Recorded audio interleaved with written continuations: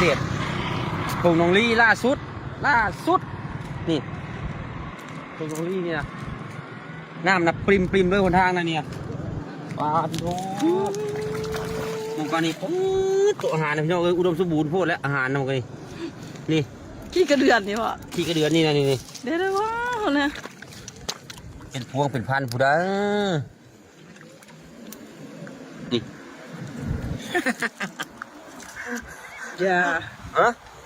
อย่าซะของป่าเอาไว้ป่าซะเนาะมันเป็นตะสะอดเนาะโอ้หลายปุ๊บเป็นปุ่มเป็นโหน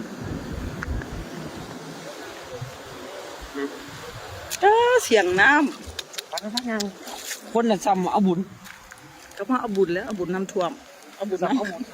ญน้ำแกงป้าขี่กระเดือนสมลายครับพุ่นนะพุ่นนะพี่น้องมันไต่น้ำกลางทางพุ่นอ่อนว่าอยากเป็นกบเด้อย่าเกิดเป็นกบเลยพี่น้องเลยว่ามันขี่กระเดือนหลายพ่อผม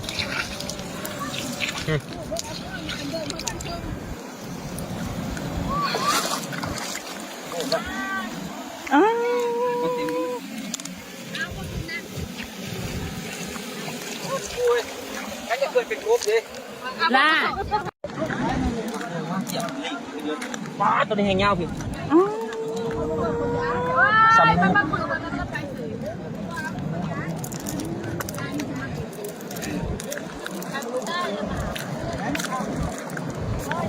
เอาไต่กระเจเรียนกระสอบแล้วการนั่งพ่อต้องให้คนนั่งตื่นตาหน้าอยู่แล้วต้องคนตัดน้ำหนิไม่งั้นไอ้นาไปเห็นอย่างขี้กระเดือนเนี่ยนะปากแค่ขี้กระเดือนนี่แหละคนร้ายล่ะเขาเห็นแต่ทางด้านไหนตั้งมาพ่อตั้งดีโตตั้งแต่พ่อไม่ฟังก่อนแต่ว่ากันเท่าเก่าที่ร่นนั่นแหละมันก็ร่นเห็นกันเห็นมันเหรอพูดได้มองเขายืนเมื่อวานนี้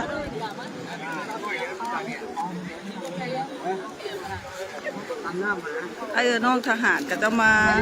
ทายดินกันน้ำโคกหนองลีนั่นลิฟต์อะไรน้ำอะไรน้ำมันพันการไว้ครับผ่านมันมาผ่านจักนั่นและบรรเทาการน้ำลงหลายพวกเขาไม่ไปน้ำทำได้กับการไว้ก่อนบุญน้ำนะอาคารนี้กันยังอาคารนี้ก็ยังพอนได้นั่นค่ะเสียงน้ำมาแห้งเกินน้ำท่วม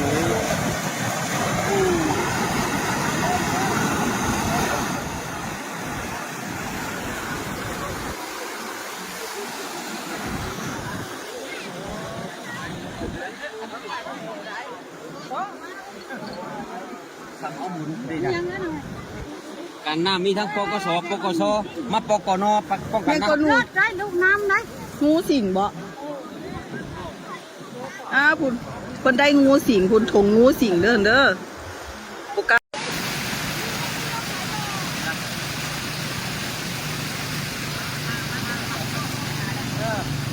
ไปที่ไหนมื้อนี้นะข้ามทางเลยน้ำเลยพี่น้องเมื่อวานนี้ยังว่าร้อยเมื่อวานเนี่ยแต่มื้อนี้ร้อยแก้วน้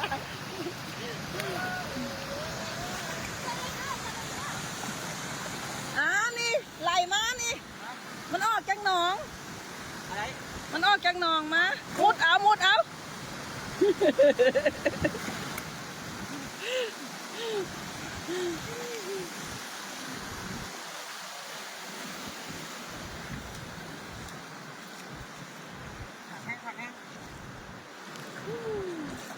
น้ำอยู่ทางได้ดิเพียงแอวบ่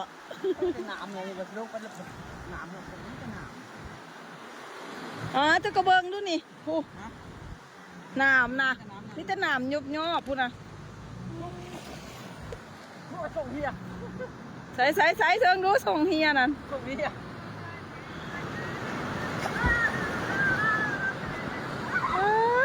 โคตรแหละมาเล่นน้ำแกงบดได้บ่ามือโคตรบักคักวิ่งจากน้อยบ่มาวันนี้สบายใจมันนี่ หมูผักมันอาจจะมีหนามที่เราเนี่ยนี่ใกล้ๆน้ำมันเข้ากัน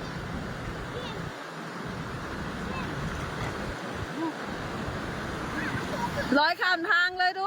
เนาะ ร้อยข้ามทางเลยแค่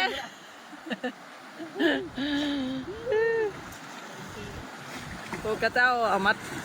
เอาทรายมาลงใหม่ มันบ่อยู่น้ำมือนี้ไหลแห้งมือนี้ไหลแห้งไหลน้ำนะไปอยุ่หมองนี้เลิกเนาะ ใส่มันเท่บ่มันวะบ่แม่นพี่น้องอันนี้อาศัยว่ามันท่วมนะมันล้นลงมา บ่ให้ดินพัง ต้องถึงน้ำแล้วมันต้องคนนี้แล้วมันเห็นให้ดินบ่เตือนนี่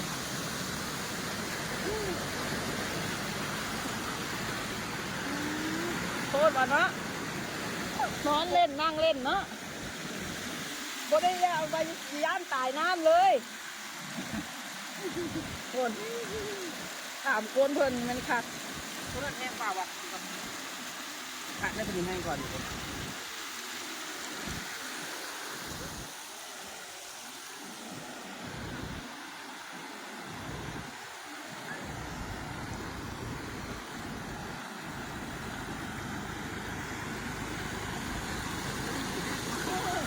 คือมันแห้ง ตา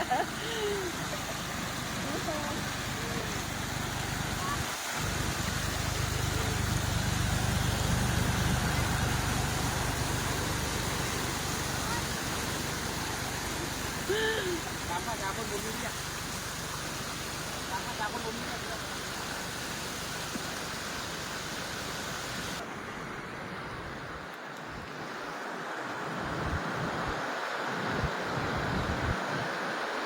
เบิร์ดแหละ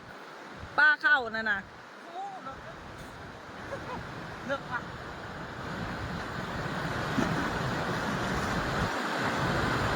อยู่ในตัวครับ